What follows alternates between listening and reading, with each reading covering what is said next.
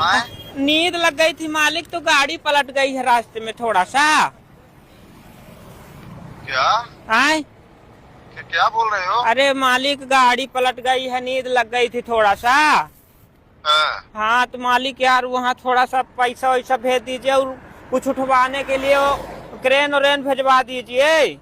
हाँ। हाँ मालिक, गाड़ी तो कहाँ पलट गई है यार? यही कैसे? हाईवे में बिहार में हाईवे में पलट गई है।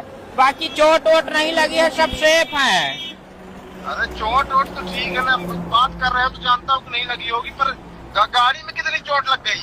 गाड़ी हो गया आगे बस का नुकसान हुआ है, बाकी सब ठीक है, कोई दिक्कत नहीं है।